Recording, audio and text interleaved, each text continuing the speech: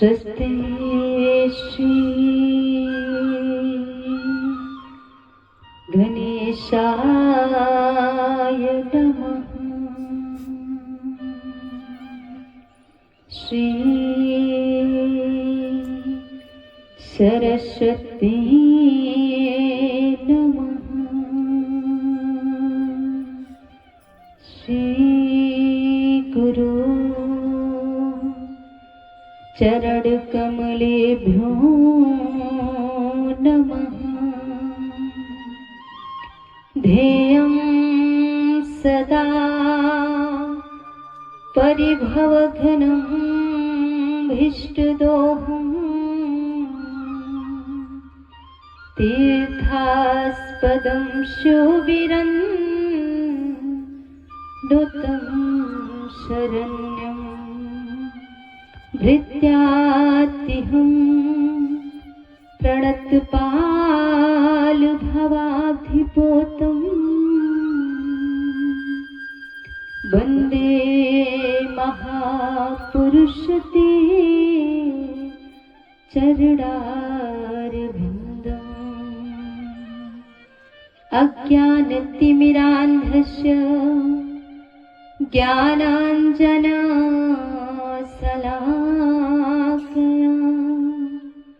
चक्षुरुन्मीलितं येन तस्मै श्रीगुरवे नमः। अतुलितबलधामं हेमशैलाभदेहं धनुजवनकृशानो ज्ञानिनामग्रगण्यं सकलगुणनिधानं वानराणामधीशं रघुपतप्रियभक्तं वातजातं नमामि। हे हनुमान दया के निधान सुजान पड़े तोहरे कर जोरे। दासों के दास अनाथों के नाथ ये दासी पड़ी शरणागति तोरे। लोकाभिरामं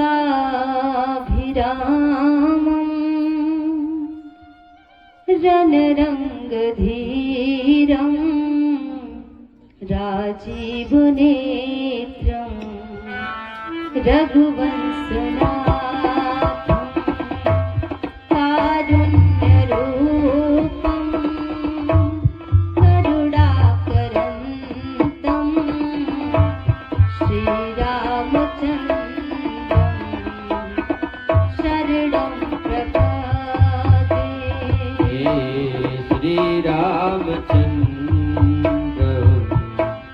शरणं प्रपद्ये। कर्पूरघोरं करुणावतारं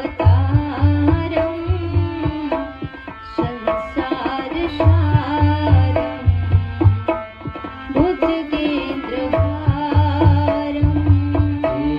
संसारसारं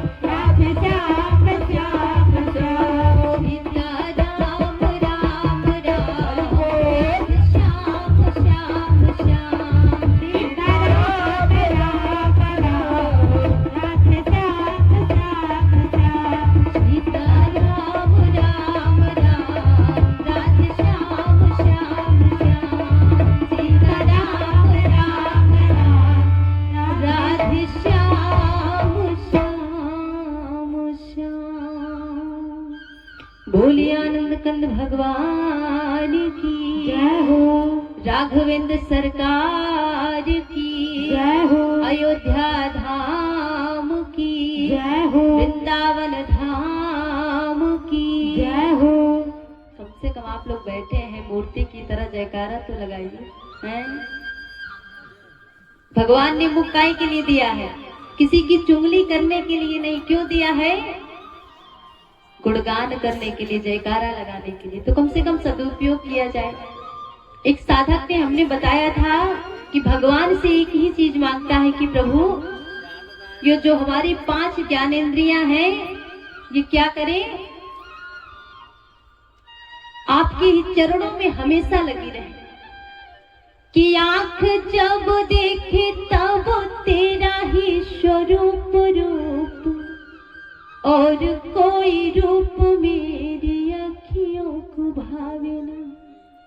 कान जब सुने तब तेरी ही कथा को सुने, और कोई शब्द मेरे कान को सुहाए ना। और जीभ जब गाए तब तेरे ही गुणों को गाए, और कोई बात मेरी जिह्वा पे आए ना। मन मधुकर पद रस पी झूमे झूमे, और तेरे पद कंज तजी और कहीं जाए ना। तेरे पद कंज तजी और कहीं जाए ना। प्रभु आपके चरणों को तजकर कहीं ये मेरा मन रूपी भौरा कहीं अन्यत्र न लग जाए। और हम किस में अपने मन को लगाते हैं? ऐसा थोड़ी है कि 4-5 गांव के बीच में कथा हो रही है तो इतने ही लोग हैं, और भी लोग होंगे, लेकिन हमारे पाप ही हमें यहाँ तक पहुंचने नहीं देते।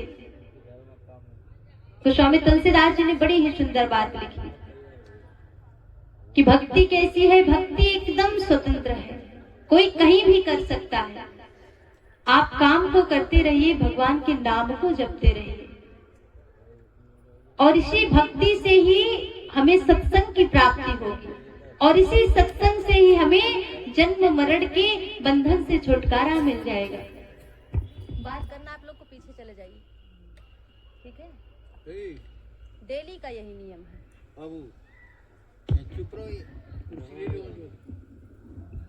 बोलिए आनंद कंद भगवान की जय हो। मैंने कथा सुन, 2 ही दिन कथा है।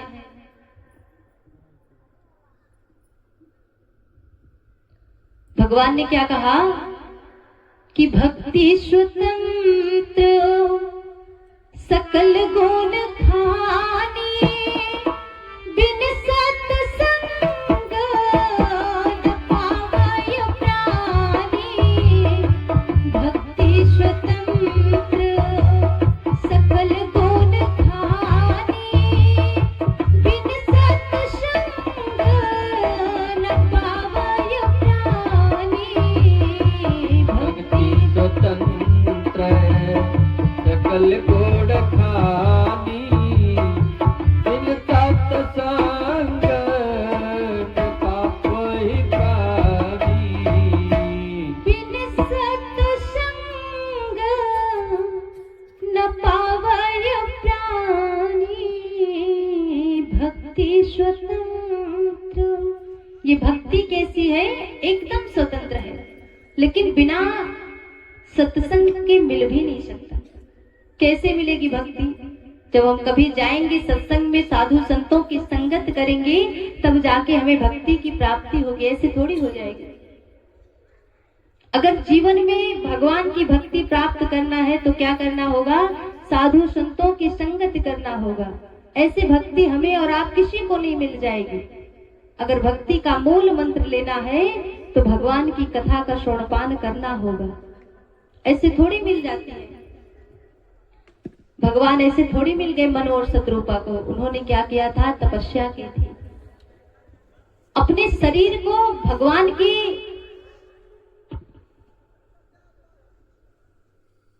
धाम में जाने के लिए ये नहीं सोचा कि ये हमारा शरीर है और हम अपने शरीर को क्या करें?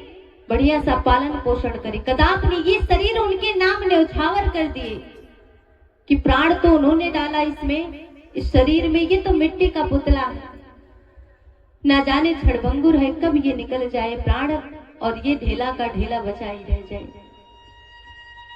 इसीलिए संतों ने बड़ी ही सुंदर बात कही कि भगवान कौन आए हैं आनंद कंद, जिनके आते ही 4 चांद लग जाए। आज वही कौशल्या के घर में बालक के रूप में प्रकट होकर आए हैं हमारे ठाकुर जी। बिंदु कवि ने बड़ी ही सुंदर पंक्ति में वर्णन किया, हर जिनको न पार पायो शिष्य श्रुति सारद, और खड शास्त्र झाके बार बार निराकार है।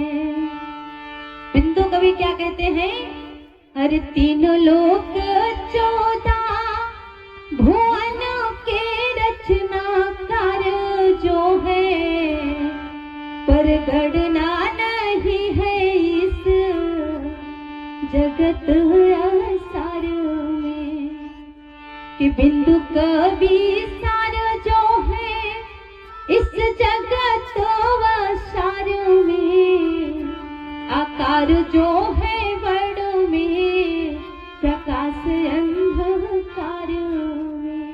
ठाकुर जी कैसे हैं, ये प्रकाश अंधकार को दूर करने वाले हैं, जो स्वयं प्रकाश है, इनके आगे अंधकार टिक ही नहीं सकता। बिंदु कवि कहते हैं कि ये क्यों आए हैं, हरि भूमि भार तारी बोको हेतु अवतार लैके, कौशल्या के कगार में, किशोई करो तार खेले, कौशल्या के आगार में, किशोई करो तार खेले, कौशल्या के आगार में। आज वही भगवान माँ कौशल्या की गोद में खेल रहे हैं, जो 3 लोक 14 भुवन के मालिक हैं। आज वही हमारे ठाकुर जी क्या कर रहे हैं, माँ कौशल्या की गोद में खेल रहे हैं। बाबा कहते हैं, अब क्या हुआ, दशरथ जी को जब दासी ने बताया तो दशरथ जी ने सोचा, अरे अब यहाँ पर ढोल वजीरा गा के बजाने हो रहे हैं, लेकिन दशरथ जी के मन में क्या चल रहा है कि गुरुजी ने कहा था कि धरो धीर हुई है शुद्ध चारी, अभी तो एक ही हुआ है, इसका मतलब अभी 3 होगा। अब तब तक कुछ समय बीता, एक दासी और दौड़कर आई, महाराज जी बधाई हो बधाई हो। बोले क्या हुआ, कहती है प्रभु कि कैके सुता सुमित्रा दो सुंदर सुत जना मत भयो, कैके सुता सुमित्रा दो सुंदर सुत जना मत भयो, सुंदर सुत जन मत भयो, वह सुख संपत्ति समय समाजा, कहीं ना जाए सारद यही राजा, कहीं न जाई सारद यही राजा, कहीं ना जाए सारद यही राजा, वह सुख संपत्ति। आज जो सुख संपत्ति अयोध्या में छाई हुई है, उसको कोई नहीं कह सकता। स्वयं सरस्वती जी और शेषनाग भी हजारों मुख से गाएं तब भी नहीं गा सकते। गोस्वामी तुलसीदास जी कहते हैं, इसी प्रकार नाच गाने हो रहे थे, तब तक क्या हुआ, रात्रि स्वयं आती है दर्शन करने के लिए। अब जैसे ही सूर्य भगवान ने देखा कि रात्रि भगवान के दर्शन के लिए आई है, सूर्य भगवान विस्मित पड़ गए कि मेरे ही वंश में आए और मैं नहीं दर्शन करूंगा। सूर्य भगवान आए और अपने रथ को स्थगित कर दिए। वही कि मैं आगे बढ़ूंगा ही नहीं, 1 घंटे के लिए रुक जाता हूँ और देख लेता हूँ, कौन जान पाएगा कि सूर्य बढ़ रहा है कि नहीं। सूर्यदेव भगवान रथ को रोक दिए और वहीं पर रुक गए। नाच गाना हो रहा है, सूर्य भगवान देख रहे हैं। गोस्वामी तुलसीदास जी कहते हैं कि देखते देखते 1 महीना बीत गया, अब सूर्य भगवान जाए ही और भूल गए कि हम कहाँ पे खड़े हैं। सब कुछ भूल के केवल नाच गाना देख रहे हैं। गोस्वामी तुलसीदास जी कहते हैं कि इस रहस्य को कोई नहीं जाना कि मास दिवस कर दिवस भां मरम न जाने को, और रथ समेत रवि था क्यों निशा कवन विधि हो। भगवान कहते हैं कि कोई जान ही नहीं पाया। देखिए सूर्य भगवान को भी इतना प्रेम हो गया किससे? इसी सत्संग से, इसी भगवान के भजन को, भगवान के गुणगान को सुनकर सूर्यदेव को प्रेम हो गया। 1 महीना तक वहीं रह गए। तो हम और आप मनुष्य हैं, अगर इस संसार सागर से पार जाना चाहते हैं तो भगवान का नाम ही हमारे लिए सर्वोपरि है। क्यों? क्योंकि राम का नाम ही जीवन का आधार है। संतों ने लिखा है, अरे तेरी बन जाएगी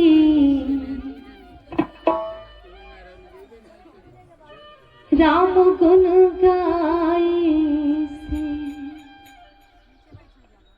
किसकी किसकी बनी? अरे ध्रुव जी की बन गए, प्रहलाद जी की बन गई, ध्रुव जी की बन गई, प्रहलाद जी की बन गई, द्रौपदी के जीवन बनी चीर राम के बढ़ाई से। उसी प्रकार जैसे द्रौपदी ने विश्वास किया, हम और आप करेंगे तो क्यों नहीं बनेगा। तो स्वामी तुलसीदास जी कहते हैं कि सूर्य भगवान वहीं पर टिके रहे। उसके बाद शंकर भगवान कहते हैं पार्वती जी से कि भवानी, मैं भी वहां पे एक चोरी किया था। ये चोरी क्या है कि हम और काक भुसुंडी जैसे ही सुने कि भगवान का प्राकट्य हुआ है, मनुष्य का रूप धारण करके दोनों लोग जाने लगे। और भगवान की उस नाच गाने को देखकर जब लौटने लगे तो गलियां गलियां बीत, जितने भी वहां पर गली और नगर था उसी में भ्रमण करते हुए हम चकाचौंध हो गए कि हम किस रास्ते से जाएं। और हमें समझ में नहीं आया कि हम कहाँ जा रहे हैं और कहाँ आ रहे हैं। कहते हैं कि प्रभु में इतना प्रेम हो गया और काक भुसुंडी जी वहीं पर ठहर गए। काक भुसुंडी जी यहाँ पर भगवान के जन्म के समय 5 वर्ष तक रहे अयोध्या में। उत्तराखंड में गोस्वामी तुलसीदास जी ने वर्णन किया कि जब भगवान चलते तो भगवान के साथ साथ गोस्वामी तुलसीदास जी कहते हैं कि काक भुसुंडी जी हमेशा भगवान के नेत्र को ही, सजल नेत्र को निहारते रहते थे। अब भगवान ने क्या किया? गोस्वामी तुलसीदास जी कहते हैं कि बड़ा ही सुंदर अवसर आया। धीरे धीरे हमारे प्रभु बड़े हुए, नामकरण संस्कार हुआ उनका। वशिष्ठ मुनि महाराज आते हैं, माताएं प्रभु को लेकर आती हैं नामकरण संस्कार में। गोस्वामी तुलसीदास जी ने लिखा कि भगवान को क्या बताते हैं कि ये कैसे हैं? भगवान को सारे सुखों का धाम बताते हैं। और ये प्रभु हमारे सुखधाम है भी। क्यों? क्योंकि इनको जो भी देखेगा उसके नेत्र सजल हो जाएंगे, प्रेम की भावना प्रकट हो जाएगी। हमारे राम ऐसे हैं। गोस्वामी तुलसीदास जी लिखते हैं कि जो आनंद सिंधु सुख राशि सीकर त्रित्रय लोक सुखासी, जो आनंद सिंधु सुख राशि सीकर लोक सुखासी, सो सुख धाम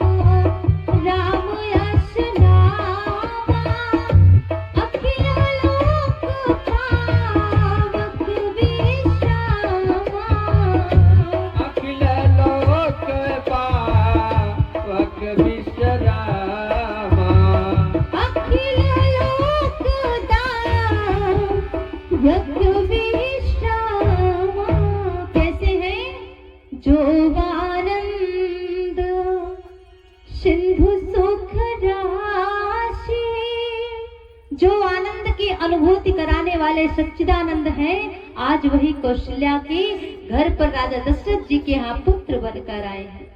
वशिष्ठ जी कहते हैं, राजन, सबसे बड़े बेटे का नाम होगा राम। बोलिए रामचंद्र जी महाराज की। उसके बाद कहते हैं, जो सारे विश्व का भरण पोषण करेंगे वो कौन रहेंगे? दूसरे बेटे का नाम रखते हैं कि विश्व भरण पोषण कर जोई, ताकर नाम भरत यश होई। विश्व भरण पोषण कर जोई, ताकर नाम भरत यश होई। जो सारे संसार का भरण पोषण करेंगे, दूसरे बेटे का नाम क्या रहेगा? भरत जी महाराज। बोलिए भरत भैया की। उसके बाद वशिष्ठ जी महाराज कहते हैं, अब तीसरे बेटे का नाम क्या रहेगा? जिनके नाम से शत्रु का विनाश हो जाएगा। शत्रु कौन है हमारे? ये नहीं कि हमारे पड़ोसी का विनाश हो जाएगा, नहीं। धर्म, अर्थ, काम और मोक्ष, ये हमारे क्या है? ये हमारे संप्रदाय है। और लालच, बुरी बला जो है हमारे अंदर की, क्रोध, काम, ये सब क्या है? ये सब अहंकार, ये सब हमारे शत्रु है, हमें आगे नहीं बढ़ने देते। गोस्वामी तुलसीदास जी ने कहा कि मद, मोह, काम, क्रोध, ये सब क्या है? ये हमारे शत्रु है। इनका नाम लेने से ये खत्म एकदम से, हमारे अगल बगल कहीं पे नजर नहीं आएंगे। उनका क्या नाम रहेगा? तो स्वामी तुलसीदास जी ने लिखा कि जाके शिमूरन तेरी पुनासा, नाम शत्रुघ्न वेद प्रकाशा। नाम शत्रुघ्न वेद प्रकाशा, जाके सुमिरन तेरी पुनासा, नाम शत्रुघ्न वेद प्रकाशा। तीसरे बेटे का नाम शत्रुघ्न होगा, जिनके नाम लेने से हमारे अंदर के विकार नष्ट हो जाएंगे। अब चौथे बेटे का नाम रखते हैं, तो जो सभी चौपाइयों का, तीनों का आधार है, जो स्वयं इससे सृष्टि को, इस धरती को अपने ऊपर उठाए हुए हैं, उनका नाम क्या रखते हैं?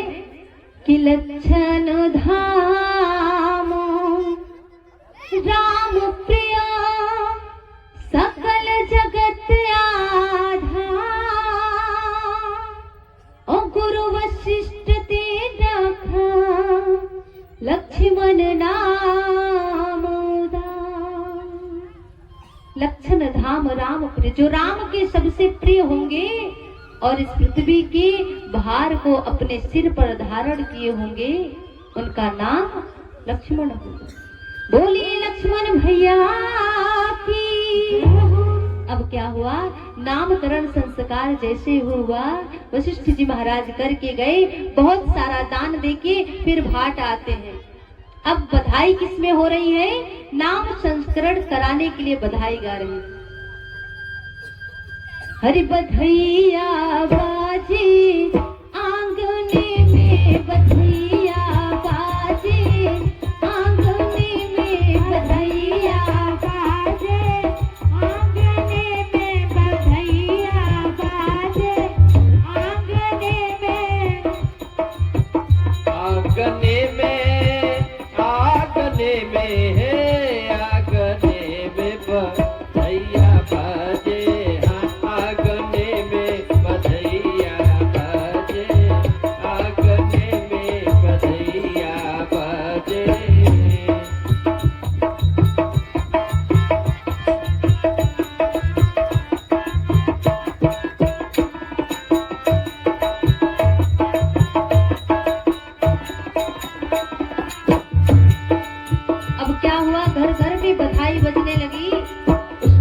सारे घाट आ रहे हैं, एक के बाद एक आ रहे हैं, एक के बाद एक जा रहे हैं, सभी बधाई गा रहे हैं। ये नामकरण में उत्सव में ये मनाया जाने लगा। गोस्वामी तुलसीदास जी ने लिखा कि धीरे धीरे हमारे बालक क्या हो रहे हैं, बड़े हो रहे हैं। उसके बाद देखिए, ज्यादा गाएंगे नहीं क्योंकि समय बहुत कम है। आज भगवान को पहुंचा दें, अहिल्या मैया का उद्धार कर ही दें, और उसके साथ साथ हमारा भी उद्धार हो जाए, आप सबका उद्धार हो जाए। क्यों? क्योंकि समय बहुत कम है। अभी सब लोग झांकी देखेंगे, कम से कम विवाह हो जाए भगवान का। उसके बाद क्या हुआ, गोस्वामी तुलसीदास जी कहते हैं कि भगवान का नामकरण संस्कार हो गया। उसके बाद भगवान, समय बीतता गया, धीरे धीरे भगवान चलने लगे। काकभूषुंडी जी महाराज भगवान की चरणों में अपने मन को लगाए हुए हैं कि कब प्रभु चले और कब मैं उनका साथ दूं। गोस्वामी तुलसीदास जी कहते हैं कि भगवान के इस मनमोहक दृश्य को देखकर सारी सखियां किसी न किसी बहाने से उनके घर पर आने जाने लगी। ये कथा शंकर भगवान माँ भवानी को सुनाते हैं कि देवी, काकभूषुंडी जी ने क्या किया कि लड़काई जहाँ जहाँ फिरई तहाँ तहाँ संग उड़ा,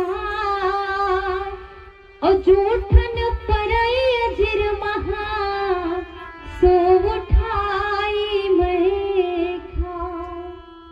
ये काकभूषुंडी जी कह रहे हैं गरुड़ जी से उत्तरकांड में कि जब भगवान बाल अवस्था में आते हैं, घुटनों के बल जब चलते हैं, तो उनकी शोभा को देखकर एकदम मनमोहक हम हो जाते हैं, और बार बार प्रभु के साथ धीरे धीरे पैया हम चलते रहते हैं।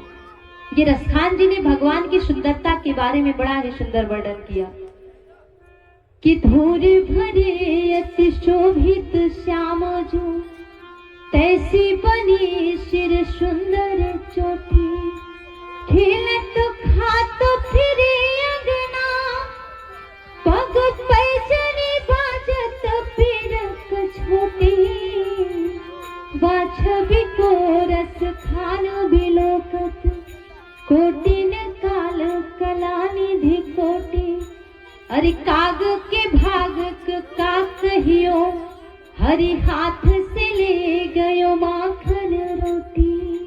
बोली आनंद कंद भगवान की जय हो। गोस्वामी तुलसीदास जी कहते हैं कि आज उस आंगन के वर्णन को करते हुए मुझे बड़ा मनमोहक सा प्रतीत हो रहा है। वो आंगन कैसा बना हुआ है? गोस्वामी तुलसीदास जी ने कहा उसकी सुंदरता और भी बढ़ गई जिस आंगन में चार चार पुत्र दशरथ जी के खेल रहे हैं। मैया क्या करती है, कमर में करधन पहना देती है भगवान की, और कमर में करधन पहनाने के बाद हाथों में कंगन है मणिमय, और वो कंगन जब चमकते हैं, चलने पे कमर की करधनी बाजती है, पांव की पैजनियां बाजती है, तो गोस्वामी तुलसीदास जी कहते हैं उस आंगन की शोभा और बढ़ जाती है कि बरनी न जाया रुचिर अंगनाई, जहाँ खेला नित चारे वो भाई, बरनी न जाया रुचिर अंगनाई, जहाँ खेला नित चारे वो भाई, जहाँ खेले नित चारि वे भाई, जब जब प्रभु धरे मनोज शरीरा, जब जब प्रभु धरे मनुज शरीरा, भक्त हेतु लीला बहु करही, भक्ति हेतु लीला बहु करही, तब तब अवधपुरी में जाऊं, तब तब अवधपुरी में जाऊं, बाल चरित विलोकी हर्षाऊं, बाल चरित बिलोकी हर्षाऊं, बाल चरित विलोकी हर्षाऊं। गोस्वामी तुलसीदास जी कहते हैं कि बरनी न जाया रुचिर अंगनाई, उस आंगन की शोभा और भी बढ़ गई, और काकभूषुंडी जी क्या कर रहे हैं, भगवान के साथ खेल रहे हैं। जब भगवान चलने लगते तो काकभूषुंडी जी भी नीचे नीचे चलने लगते, भगवान पकड़ने के लिए दौड़ते, और काकभुसुंडी जी उड़ जाते, फिर भगवान आओ आओ करके दौड़ते। लेकिन गोस्वामी तुलसीदास जी ने कहा उस वर्णन को मैं किस भाव से प्रकट करूं, मैं व्यक्ति ही नहीं कर पा रहा हूं कि उसकी शोभा कितनी बढ़ गई है। देखिए ठाकुर जी कैसे मिलेंगे जब हमारे मन के अंदर विकार नहीं रहेगा। क्रोध कर्षा सहनम ना इति मत्सरः, दूसरे से द्वेष नहीं रखेंगे, दूसरे की बढ़ोतरी देख के हमारे मन में यही भाव होगा कि देखिए देखिए ठाकुर जी की कैसी असीम कृपा है इस पर, तब जाकर भाव बढ़ेंगे। संतों ने क्या कहा कि ठाकुर जी ऐसे नहीं आएंगे, अपने आंगन को खोल के, हृदय रूपी आंगन को खोल के रखना पड़ेगा, तब ठाकुर जी का आगमन होगा। कि हमने आंगन नहीं बुहारा कैसे आएंगे भगवान, कैसे आएंगे भगवान, हमने आंगन नहीं बुहारा तुमने, कैसे आएंगे भगवान, कैसे आएंगे भगवान, मन का आंगन नहीं बुहारा, हमने आंगन नहीं बुहारा, कैसे भाव से ताली से लोग अच्छे से गाएंगे। कैसे आएंगे भगवान।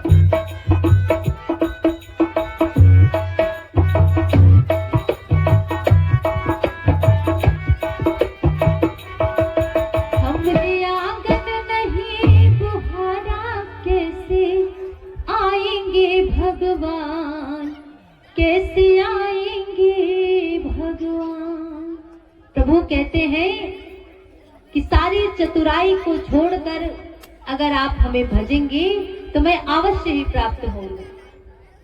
चतुराई क्या? कि मन में द्वेष न रखा जाए। जो स्वामी तुलसीदास जी ने लिखा कि मन क्रम बचन झाड़ी चतुराई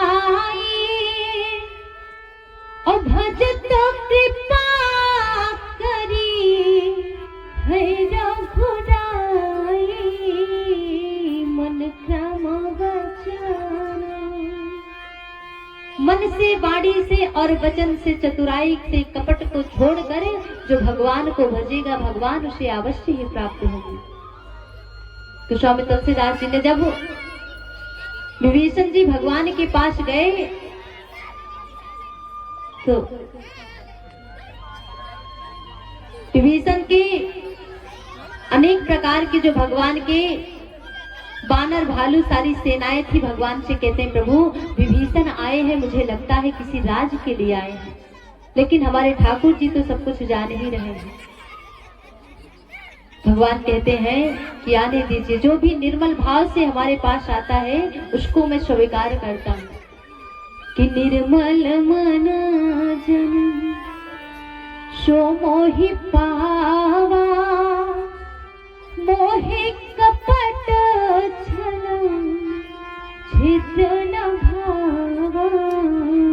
निर्मल मन जन, भगवान कैसे दिखाई दिए माँ कौशल्या को?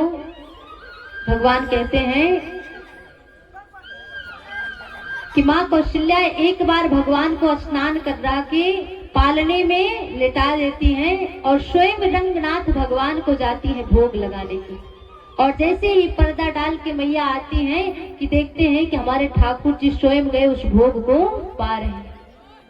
मैया भ्रम में पड़ जाती हैं, कभी तो लाला यही सुलाया था, कहाँ चला गया? भगवान कहते हैं कि मैया, अब बताना चाहते हैं कि मैया अब उस मूर्ति में ना भोग लगाइए, अब तो साक्षात आपके यहाँ प्रकट हो गए हैं ठाकुर जी, अब उनका भोग लगाइए। किसी के यहाँ भी छोटे बच्चे रहे तो ये समझना चाहिए कि ठाकुर जी स्वयं प्रकट हुए हैं। जब तक बालक के बाल नहीं उतर जाते, चूड़ा कर्म संस्कार नहीं हो जाता, तब तक वो भगवान के स्वरूप रहते हैं। तो स्वामी तुलसीदास जी ने लिखा कि मैया को भगवान बताना चाह रहे कि मैया अब भोग उधर नहीं इधर लगाइए। भगवान कहते हैं कि बच्चों की खूब सेवा की जाए, भले ही हम पीछे हो जाएं, लेकिन बच्चे की सेवा में कोई फर्क नहीं आना चाहिए। गोस्वामी तुलसीदास जी ने लिखा है कि करी पूजा नए वेद चढ़ावा, आप गए जहां पाक बनावा।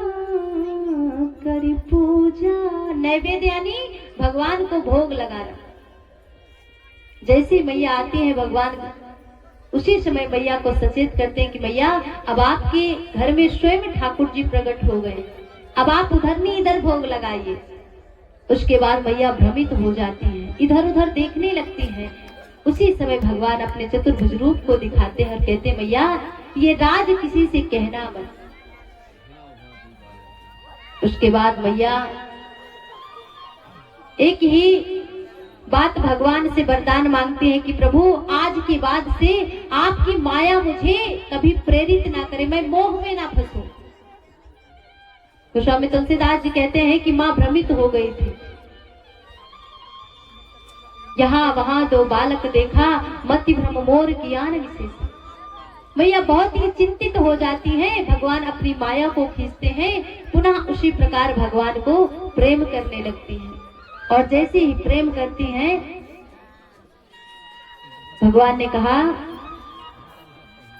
कुछ समय के बाद मैया चारों बालकों का चूड़ा कर्म संस्कार करवाती हैं। उसके बाद भगवान क्या करते हैं, बाहर खेलने के लिए जाते हैं। मैया कहती लाला देखियो दूर मत जाइयो खेलने के लिए।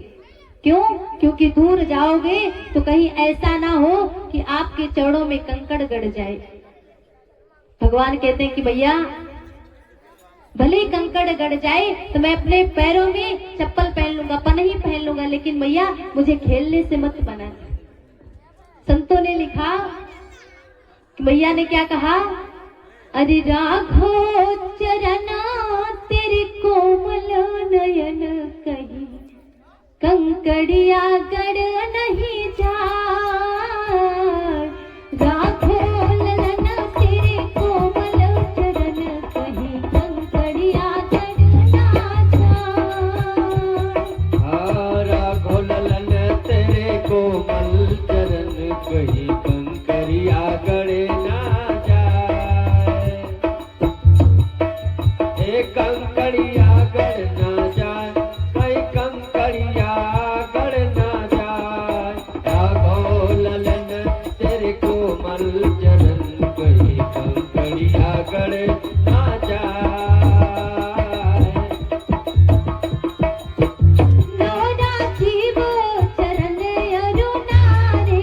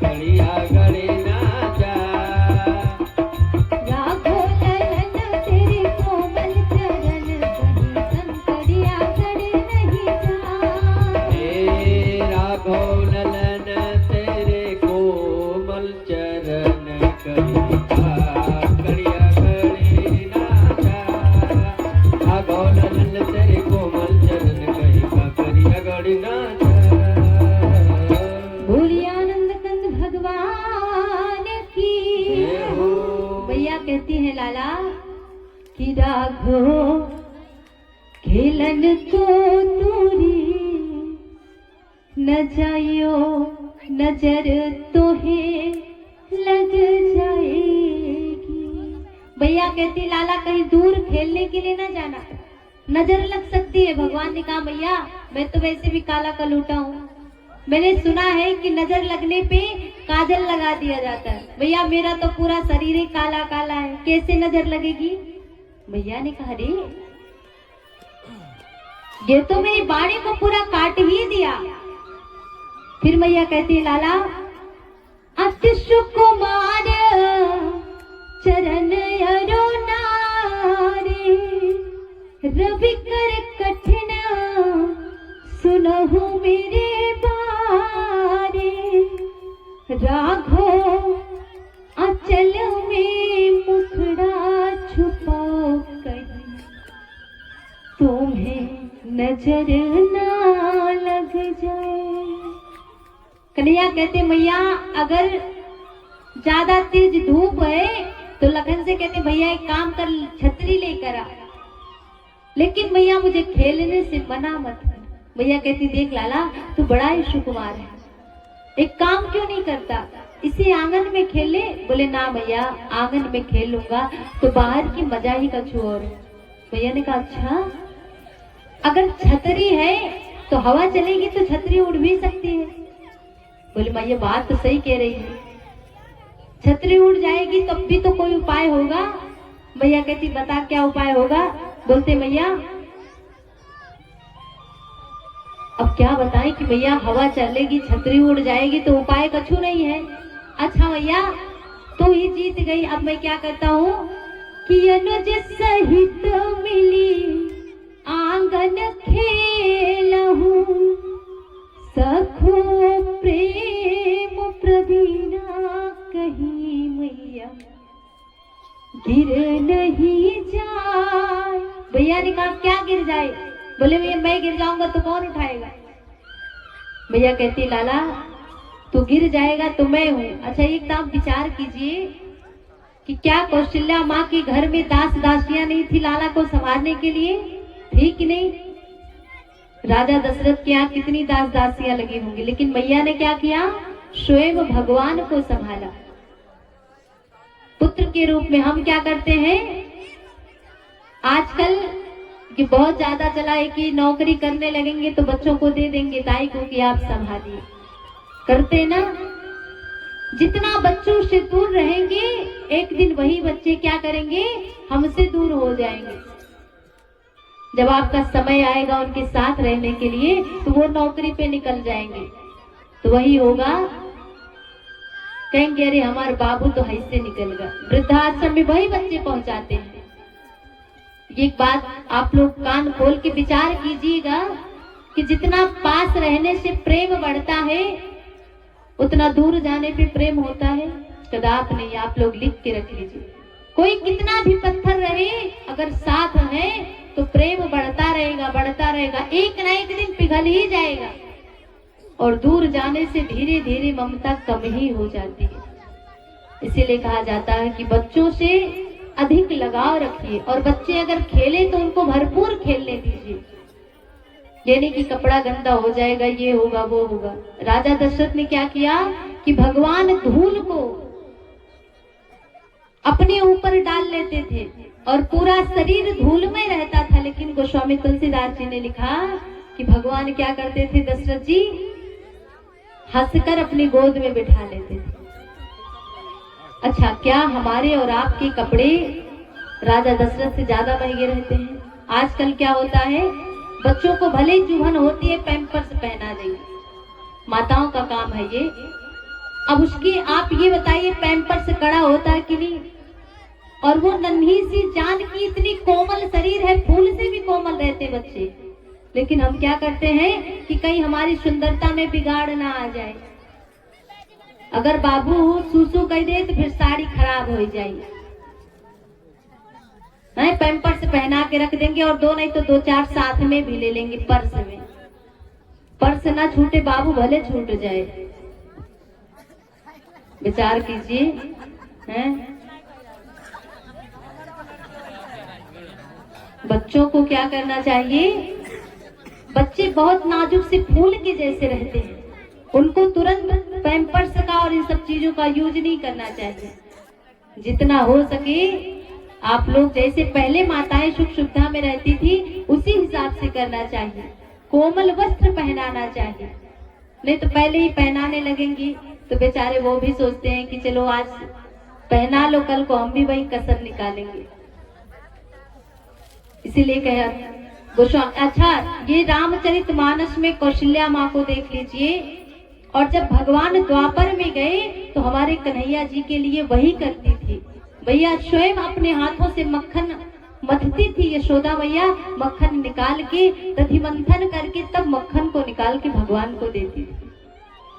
आप लोग विचार कीजिए उनके यहाँ कितनी दास दासियां थी। कह देती कि बाबू को नहलाओ धुलाओ वस्त्र पहनाओ सब कुछ कीजिए, लेकिन मैया कहती ना, स्वयं अपने लालन का पालन पोषण करती। इसीलिए कहा जाता है कि बच्चों को अपने से दूर कब रखिए, जब कोई ऐसी परिस्थिति हो तब। बोलिए आनंद कंद भगवान की। स्वामी तुलसीदास जी कहते हैं कि धीरे धीरे समय बीतता गया, ठाकुर जी हमारे बड़े हुए, यज्ञोपवीत हुआ, और जब यज्ञोपवीत हुआ तो हमारे ठाकुर जी पढ़ने के लिए गए। जो 4 वेद 6 शास्त्र 18 पुराणों के ज्ञाता हैं, आज उनको भी गुरु करना पड़ा। तो स्वामी तुलसीदास जी ने कहा कि बिना गुरु के इस संसार में कोई तर ही नहीं सकता, भले ही वो शंकर के समान क्यों न हो। कि गुरु बिन भव निधि तरय न कोई, जो बिरंच संग कर सम होई।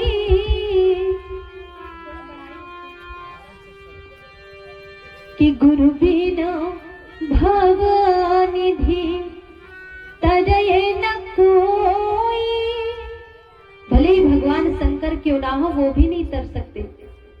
यही बात गोस्वामी तुलसीदास जी ने भी लिखा। भगवान को क्या करना पड़ा, गुरु के यहाँ जाके गुरुकुल में पढ़ना पड़ा। जो 4 वेद 6 शास्त्र 18 पुराण 6 उपशास्त्र 11 उपनिषद सबके ज्ञाता है, आज उनको भी जाकर गुरु करना पड़ा। क्यों? क्योंकि मनुष्य के रूप में अवतार लिए।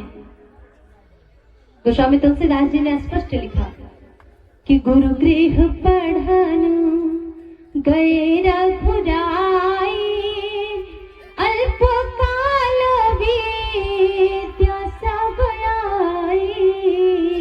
गुरु गृह पढ़न गए रघुराई, अल्प काल विद्या सब आई। अनुज भोजन करही, मातु पिता ज्ञान शरही। माता पिता ज्ञान शरही, जिस भजन भोजन करही। माता पिता ज्ञान शरही। भगवान ने क्या किया, गुरुकुल में गए, अल्पकाल विद्या सब आई। अच्छा हमारे शास्त्र कहते हैं कि ये चौपाई इतनी कारगर है कि अगर जो बच्चा मंद बुद्धि हो, जैसे उसकी बुद्धि में कम विकार हो, तो प्रातः काल ये चौपाई पढ़ना चाहिए। इसको नित्य प्रति पढ़ेंगे तो जल्दी ज्ञान हो जाएगा, ज्ञान की प्राप्ति होगी। ये मूल मंत्र है। उसके बाद हमारे प्रभु आए तो क्या करते हैं, गुरुकुल से लौट के अल्पकाल कम ही समय में, अल्प यानी थोड़े समय में हमारे प्रभु उस शिक्षा को प्राप्त करके आए। उसके बाद प्रभु ने अपने भाइयों के साथ मिलकर नित्य प्रति नियम बनाए थे। क्या करते थे कि प्रातः काल उठी कि रघुनाथ। भगवान ने क्या किया, स्वयं भगवान होकर भी अगर मनुष्य के रूप में आए हैं धरती पर, तो सारी पुत्र के समान जितनी भी आदर संस्कार परिवार है सबका निर्वाह करते हैं। प्रातः काल किया करते हैं कि प्रातः काल उठी कि रघुनाथ माता पिता गुरु ना वही माथा प्रातः। और हम क्या करते हैं, उस दिन हमने चौपाई बताया था कि आजकल के बच्चे माता पिता पहले ही उठ जाएंगे और बच्चों को अगर कह दिए, एक बार कहेंगे अरे बाबू उठा भोर भवा, तब तो कुछ नहीं बोलेंगे, 2 बार कहेंगे कुछ नहीं बोलेंगे, अगर 3 बार कह दिए करे बाबू उठा भोर भवा, चुप रहा पड़ते भोरे भोरे का कू करे, तुरंत डांट लेंगे बच्चे। ये चौपाई कहती है कि प्रातः काल जब कलयुग के लोग अरे जगले दादा लागे जगावे कहले बोला न ज्यादा। प्रातः काल जब जगले दादा लगे जगावे कहले बोला न ज्यादा, कहले मतलब बहुत बोला था भोरे भोरे, अरे चुप रहा उठा तही। अब एक ना जानतन कि बाबू को मीटिंग चलत रही रात में, आए जब मीटिंग चली रात 2 बजे तक, तो बाबू कैसे भी नहीं उठ जाएंगे भाई। मीटिंग भी वो भी एक दिन की रहे तो खत्म भी हो जाए, डेली की मीटिंग है कैसे खत्म हुई। शायद बगल में क्यों लेट जाए तो आपन तो नींद हराम है, वह हराम हो टू के चक्कर में। तो समय का ध्यान दीजिए, देखिए ये करिए, आप लोग करिए, हम ये नहीं कह रहे कि ना करिए, नहीं तो जाए के बाद हम को भजन सुनावा मंत्र सुनावा री दादा रे यार ऐसे कहत रहे। आप लोग खूब करिए लेकिन समय का ध्यान देते हुए, क्योंकि समय बहुत बलवान है। आज जिस समय को आप गंवा रहे हैं कल वो समय आपको भी गंवाएगा, ये समझ लीजिए। अगर आप किसी ऊंचे पद पे हो जाएंगे तो 7 घंटा 8 घंटा में छुट्टी नहीं तो 12-12 घंटा, वो भी ऐसी नौकरी कि पूरा शरीर तोड़ देगा। जो सिर एक बार झुक जाए पढ़ने में, वो सिर कभी जीवन में झुकने वाला नहीं किसी के सामने, वो चाहे कलेक्टर ही क्यों ना हो, राष्ट्रपति ही क्यों ना हो। क्यों? क्योंकि शिक्षा में इतना दम होता है। एक बार केवल अपने सिर को झुकाइए, रात भर पढ़िए, सिर को झुकाकर उसके बाद किसी के सामने झुकने की आवश्यकता नहीं है। किसी के नौकर ना बनिए, किसी के भी नौकर ना बनिए कभी भी जीवन में। और नौकर हम बनेंगे कैसे? जब भाई उतनी हमें काबिलियत है तभी तो नहीं नौकर बनेंगे। और अगर काबिलियत कुछ नहीं है तो क्या करेंगे? जाके कहीं कुछ न कुछ तो पेट पालने के लिए कुछ न कुछ करना ही है। इसीलिए भगवान को आश्रित मानकर कि प्रभु मेरी नैया आपके भरोसे है, और अपने मन को समझाते हुए वो काम करिए जिससे हमारा जीवन कृतार्थ हो जाए। जीवन में एक ही बार मेहनत करेंगे, जीवन भर सुख करेंगे, और जीवन में एक ही बार ये करेंगे होंठ वाला तो जीवन भर दुखी रहेंगे। भाई अपना दुखी रहो कर एक जनी को नहुक लाइन गटाई बनी गई, आपन खर्चा पूरे ना होत बाबू से, और नहुक लाइन गले के माला पहने के बनो खर्चा देखे। अच्छी कमाई रहेगी तो एक से एक मिलेंगे आपको। और जो पीछे खड़ा है ना नौजवान नहीं विदा कहा था, हाँ बड़े मुस्की काटा था हाथ ना। पढ़ाई करिए आप लोग, वैसे यहाँ के बच्चे अच्छे हैं, संस्कारित हैं। जीवन में वही काम किया जाए। भगवान स्वयं कहते हैं कि एक बार सर झुके जिंदगी भर सर ऊंचा रहता है। भगवान स्वयं पढ़े हैं और भगवान बताना चाहते हैं कि कहीं बाहर जाइए माता पिता के प्रणाम करके चौड़ों में झुककर प्रणाम करिए। इनाय की घुटनों छुए पै लगी कहीं के चलते। जब चौड़ों में प्रणाम करके निकलेंगे तब जो काम हमारा बिगड़ता भी रहेगा वो भी बन जाएगा। माँ बाप में इतनी शक्ति होती है। जिसके घर में बुजुर्ग सुखी है देखिए उसके घर में दिन दुगना रात चौगुना बरकत होती है। लक्ष्मी जी का आगमन स्वयं चला आता है किसी न किसी बहाने से। इसीलिए कहा जाता है कि जीवन में बड़ों का, बूढ़ों का, बुजुर्गों का आशीर्वाद लेना बहुत जरूरी है। भगवान ने भी यही किया उसके बाद भगवान क्या करते हैं, धीरे धीरे समय बीतता गया। एक दिन की बात है, भगवान गुरुकुल से आए थे, अपने यहाँ रहने लगे। अपने भाइयों को साथ बिठाकर सभी को ज्ञान की पाठ और मुद्रा को पढ़ाते हुए सुख पूर्वक रह रहे थे। एक दिन भगवान ऐसे विचार करके बैठे थे, तब तक क्या हुआ, विश्वामित्र जी महाराज का आगमन होता है। भगवान को लेने के लिए आते हैं विश्वामित्र जी। क्यों? क्योंकि बक्सर में इनका सिद्ध नामक आश्रम पड़ता है, ये बक्सर बिहार में पड़ता है। वहां से चल के विश्वामित्र जी समय नहीं लगाए और चल पड़े। क्यों चले? क्योंकि एक यज्ञ करना चाहते थे जिसमें मारीच और सुबाहु नाम का एक दैत्य था। दोनों वो यज्ञ सफल नहीं होने देते थे। भगवान ने सोचा कि अब इस यज्ञ को सफल कौन बनाएगा। तब तक याद आई, शंकर जी ने बताया था कि भगवान का अवतार हो चुका है। विश्वामित्र जी महाराज देर नहीं लगाए और चल पड़े। यहाँ पर आए, जैसे ही सरयू जी में स्नान करते हैं, स्नान किए ही थे,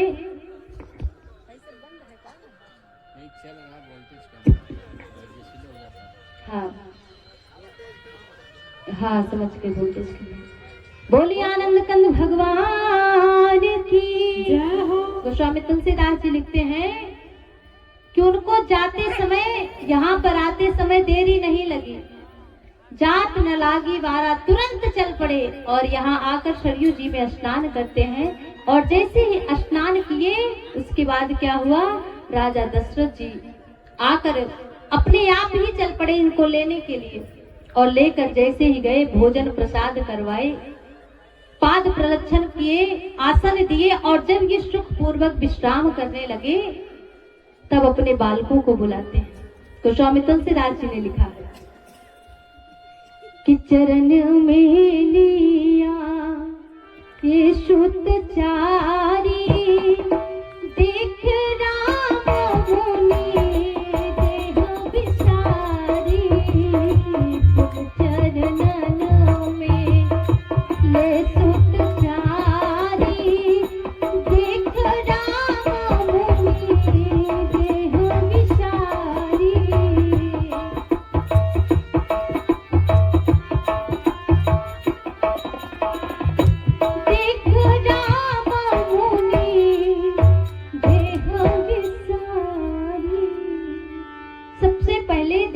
महाराज भगवान राम को बुलाते हैं। भगवान राम आए, चरणों में प्रणाम करके बैठे। उसके बाद भरत भैया आए, चरणों में प्रणाम करके भगवान के ठीक सामने बैठ जाते हैं। उसके बाद लक्ष्मण जी प्रणाम किए, भगवान के बगल में बैठे। और शत्रुघ्न भैया प्रणाम करके भरत जी के बगल में बैठे।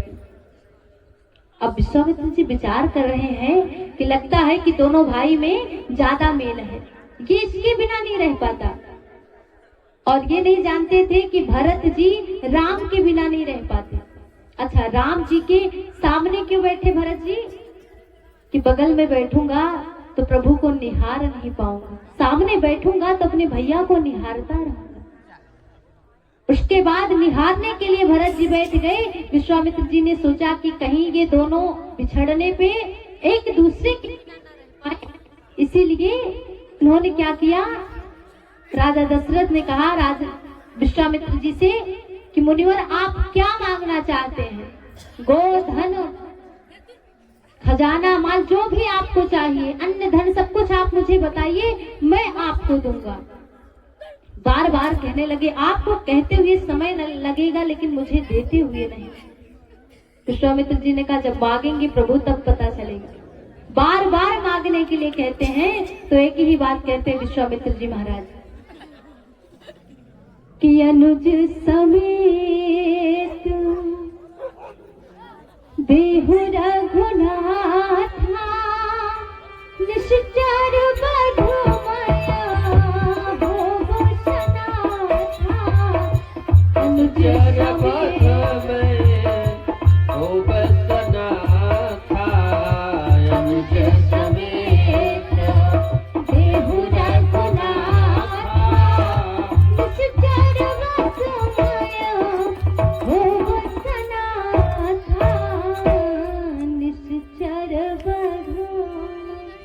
कहा कि अनुज समेत देहु रघुनाथा निश्चर वध।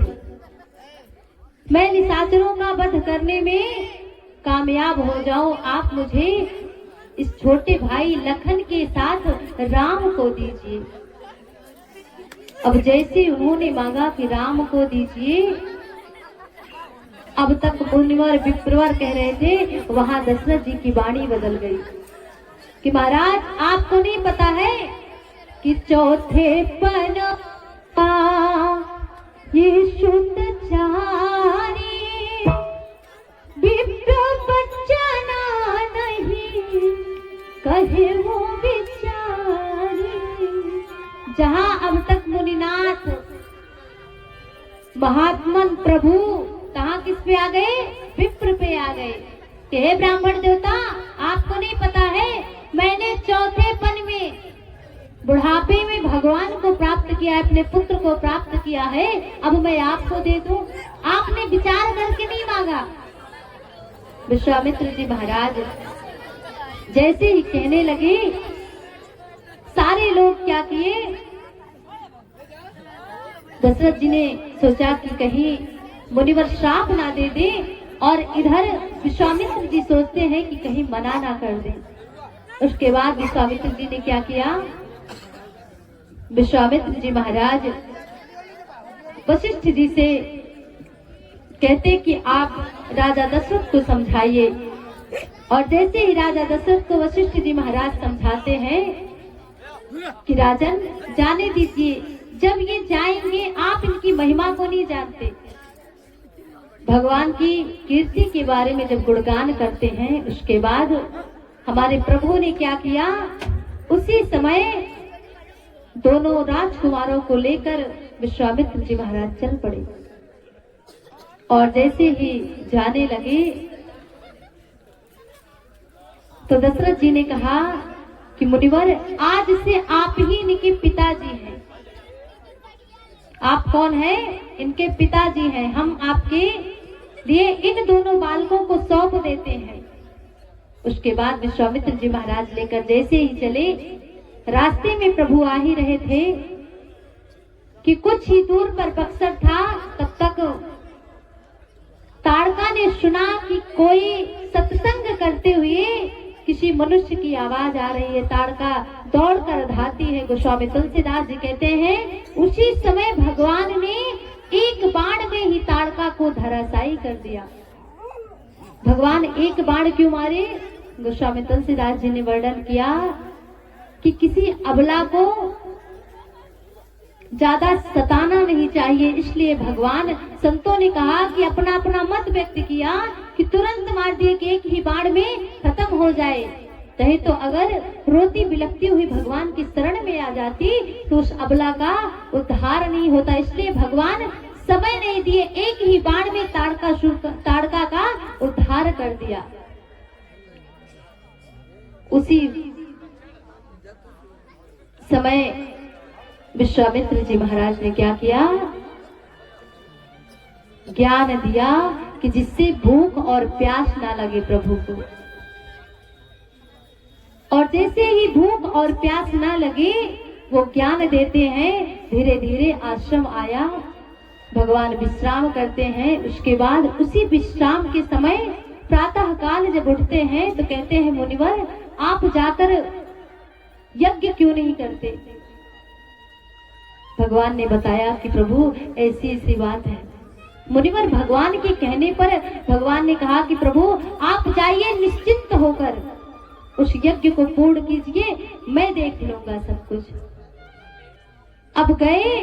गोस्वामी तुलसीदास जी कहते हैं यहाँ पे कि मुनि क्या करते हैं कि होम करन ला गे मुनि झारी आप रहे मख की रखवारी।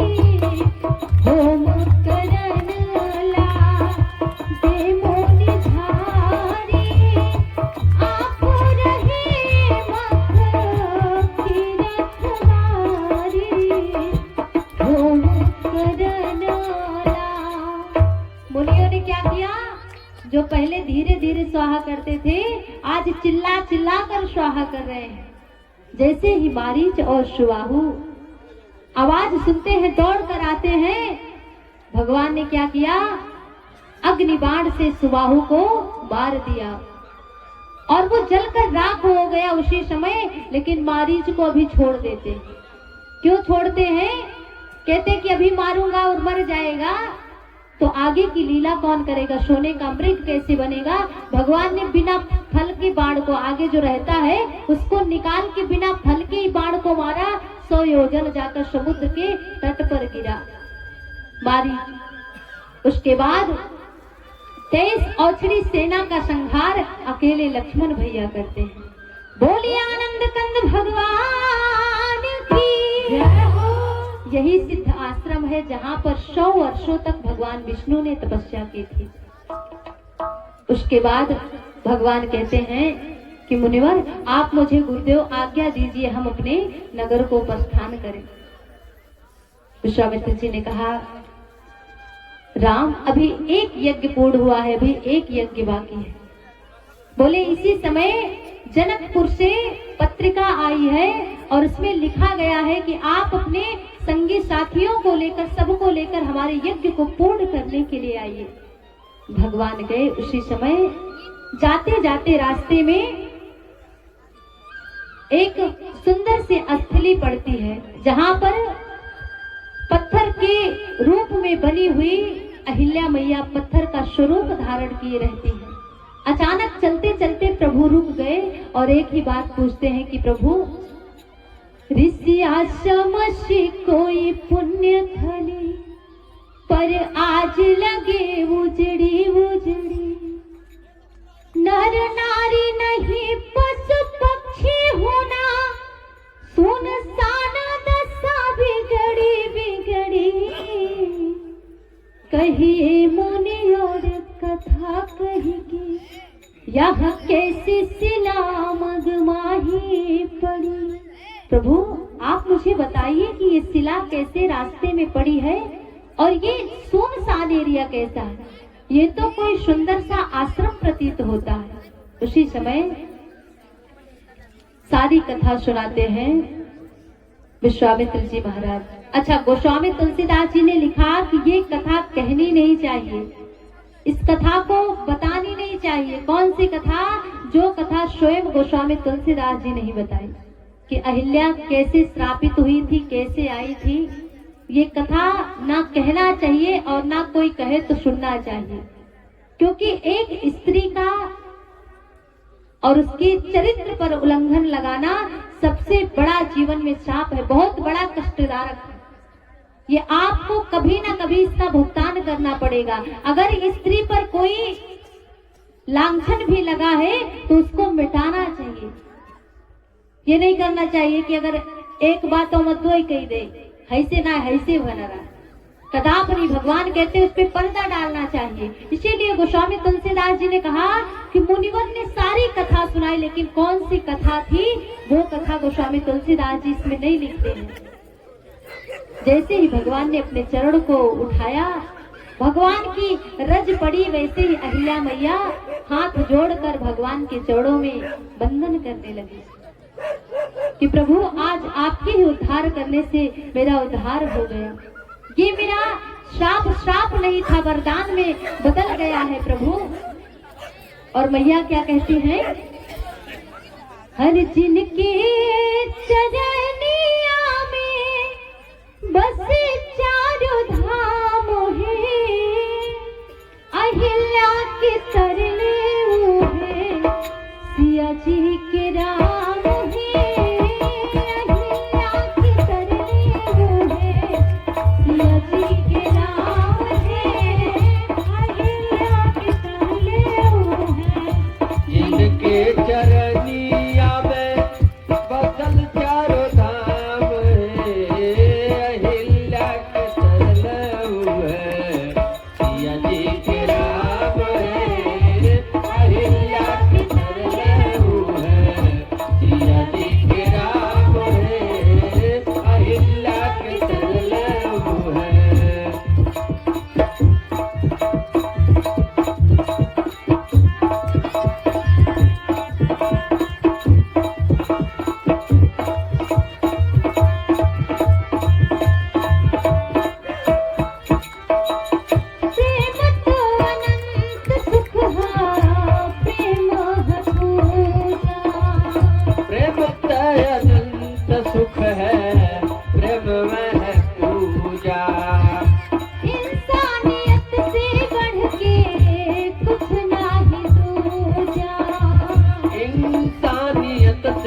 बढ़ के कुछ न दूजा। प्रेम तो अनंत सुख है, प्रेम है पूजा। प्रेम तय अनंत सुख है, प्रेम है पूजा। इंसानियत से बढ़ के कुछ नहीं पूजा। इंसानियत से बढ़ के कुछ न दूजा। जिनके ही नामों में जय हो। ऐसे चारों धाम हो, अहिल्या के तरले वो है, सिया जी के नाम है, अहिल्या के तरले वो है। ये जिनके चरनिया में बस चारों धाम है, अहिल्या के तरले हुए, सिया जी के राम है, अहिल्या के तरले हुए। सिया जी के नाम है, अहिल्या के तरले वो है।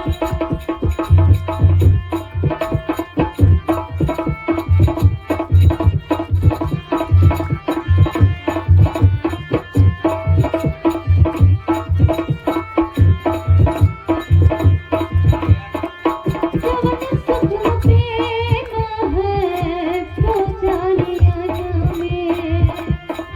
सुख प्रेम है पूजा नियन में। जवन सुख मिले माई बाप के चरण में। अवन सुख मिले माई बाप के चरण में। मिले नाही तीनों लोक, 14 भुवन में। मिले नाही तीनों लोक 14 भुवन में।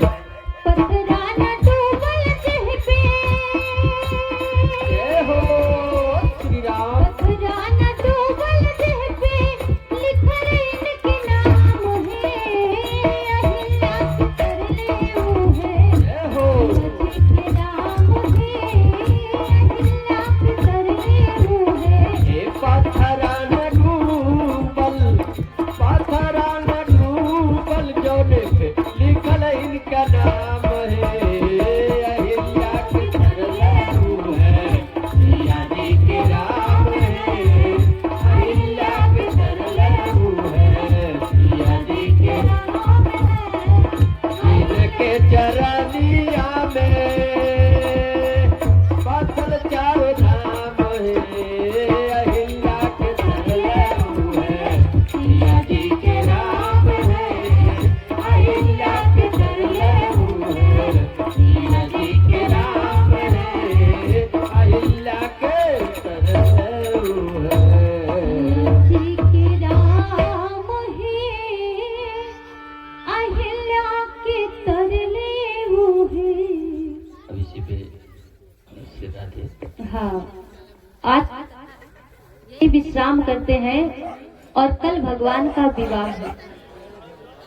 बोलिए आनंद कंद भगवान की, राधे रानी सरकार की, अयोध्या धाम की।